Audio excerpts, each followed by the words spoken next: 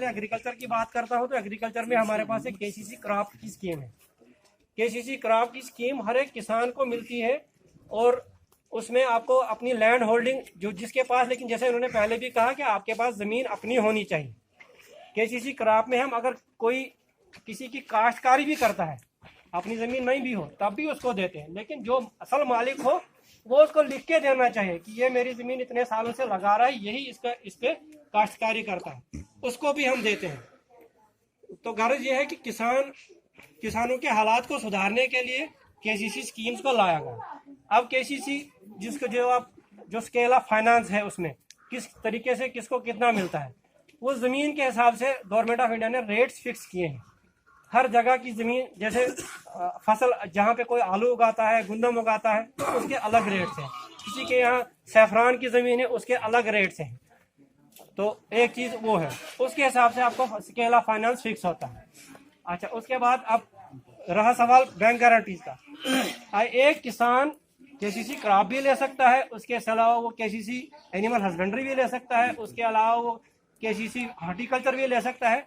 कुल मिला के जो उसकी रकम है 1,60,000 से ज़्यादा अगर होती है तो उसको गारंटी देनी है, उसके बाद भी वो ले सकता है। लेकिन उसमें कुछ शर्तें ये भी हैं कि उसको जो वापसी का वो जो है ना रिपेमेंट सिस्टम, वो भी हमने एक क्राइटेरिया देखना है।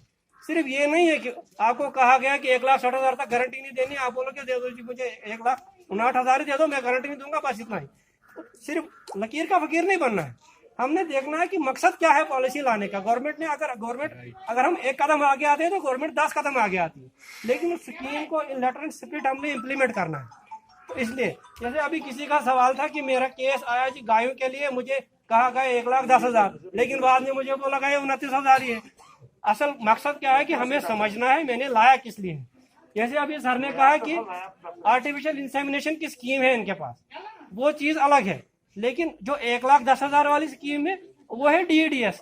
आपके पास अगर गाय खरीदनी है, गाय खरीदने के लिए 1,10,000 है, लेकिन लोग क्या काम करते हैं, चूंकि मिसकम्युनिकेशन है, हमारे पास बात पूरी तरह से या तो पहुंचती नहीं है या हम समझते नहीं है। तो जो 29,000 वाला केस है वो सिर्फ गायों को पालने के लिए, वो रियरिंग कास्ट है।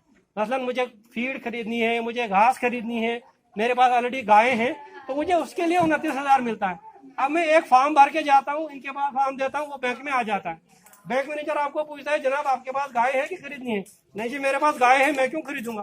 तो फिर आपको केसीसी ले लो। फिर अगर हम उसको बोलते हैं नहीं आपको गाय खरीदनी है, ऐसा ही केस अभी हाल ही में, मैं नाम नहीं बताऊंगा, किसी ने शीप का केस लाया, वो मुझे बोल रहे हैं मुझे 100 भेड़ें खरीदनी है, तो मुझे उसके लिए 10 लाख चाहिए। तो मैंने कहा आपके पास इतना शर्ट है, आप रख पाओगे उन 100 भेड़ों को? हाँ जी मेरे पास शर्ट है। चलो जी मेरे शर्ट का मैं इंस्पेक्शन करने आऊँगा, मैं शर्ट देखूँ। उसके बाद मैंने उनसे पूछा अब मैं आपको एक चिट्ठी दूंगा, क्योंकि 10 लाख का केस है, आपने गारंटी भी देनी है, और मैं जो कंसर्न डिपार्टमेंट है वो आपको भेड़ें प्रोवाइड करेंगे, हर एक भेड़ का प्रॉपरली वो होगा, इंश्योरेंस होगा, आपने भेड़ें लेनी है, आपने इतनी किस्त अदा करनी। तो नहीं मेरे पास तो भेड़ें पड़ी हैं, मैंने लेनी वेनी कुछ नहीं, मुझे सिर्फ पैसा चाहिए। तो सही डायरेक्शन में हम नहीं जा रहे हैं। उसके बाद हम किसी दूसरे पे अगर ब्लेम लगाएंगे, मैं किसी डिपार्टमेंट को बोलूंगा नहीं जी आपने स्कीम गलत लाई, आपने, वो नहीं है। स्कीम जो बनती है वो सोच समझ के पॉलिसी फ्रेम होती है, लेकिन हम लोग समझने में कोताही करते हैं। जेके बैंक मैनेजर जिक्यास आरिफ हुसैन हमारे साथ जुड़े हैं। सर ये जो आज जिक्यास में बेदारी प्रोग्राम था तमाम महकमों की जानिब से, इसमें जितनी भी स्कीमें हैं तो उसके बारे में आप थोड़ा जानकारी दीजिए। देखिए आज यहाँ पे जिक्यास में जो किसान पखवाड़ा स्कीम के तहत जो एक अवेयरनेस कैंप किया गया है, इसकी गर्ज़ो गायत सिर्फ ये थी कि किसानों को अपलिफ्टमेंट के लिए जो गवर्नमेंट ने उठाया है कदम, उसमें बहुत तरह की स्कीमें हैं जो केसीसी के नाम के से आती हैं। इसमें केसीसी क्रॉप आता है, केसीसी हॉर्टिकल्चर आता है, शीप आता है, एनिमल हस्बेंड्री है, फिशरीज़ है। इन तमाम डिपार्टमेंट्स की एक स्कीम बनी हुई है जो किसानों की अपलिफ्टमेंट के लिए बनाई है। तो इसमें से आज हमने यहाँ पे लोगों को अवेयर कराया कि सब तमाम स्कीमें हमने तफसीलन बताई, इसमें से कौन कितना अवेयर कर सकता है, किस स्कीम के तहत कितना ले सकता है, और किस किस तरह से उनको बैंक में आना है, क्या कहीं कोई मुश्किलात आती हो तो उसको कैसे हल करना है। तो ये सारा प्रोग्राम हमने यहाँ पे नायब तहसीलदार साहब थे, उनकी सुपरविजन में तमाम तर डिपार्टमेंट थे, चेयरमैन मिलिट्री थे, तो सब मिलकर हमने उनको लोगों को तफसीलन बताया है। तो हम उम्मीद करते हैं कि लोग इसमें हिस्सा लेंगे और वो बैंकों में आएंगे और इस स्कीम का फ़ायदा उठाएंगे। सर ये जो केसीसी के बारे में तमाम महकमों ने बताया, तो केसीसी कैसे लोग लेंगे, तो उसके बारे में थोड़ा जानकारी दीजिए।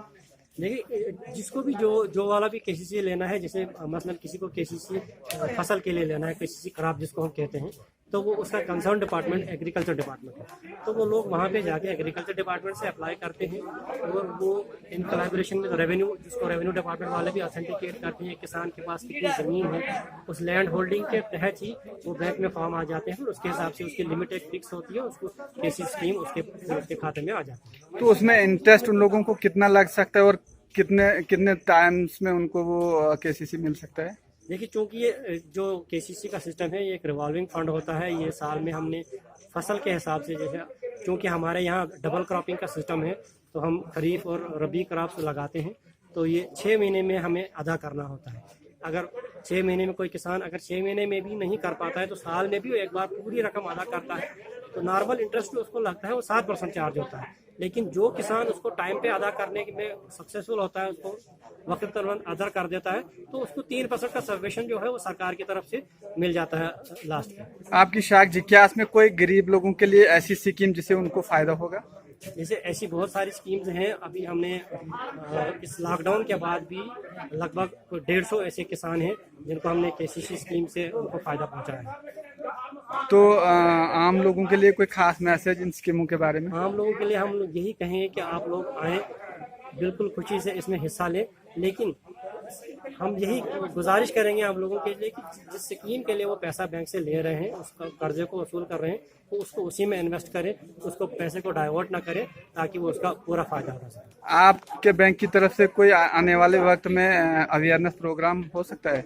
जी हाँ, अगर लॉकडाउन की जो है रिस्ट्रिक्शंस खत्म होती हैं, तो हम हर महीने ऐसे कैंप्स का इनेकाद करते हैं, जिसको हम फाइनेंशियल लिटरेसी कैंप्स भी कहते हैं। लेकिन चूंकि फिलहाल लॉकडाउन की रिस्ट्रिक्शंस इम्पोज है, तो इसलिए हम भी थोड़ा मजबूर हैं। जो ही ये रिस्ट्रिक्शंस थोड़ी हट जाएंगी, थोड़ा हमें इजाज़त मिलेगी, तो हम चाहेंगे कि हर एक पंचायत में खुद जाकर लोगों को इन कैंप्स के बारे में अवेयर करें। शुक्रिया सर।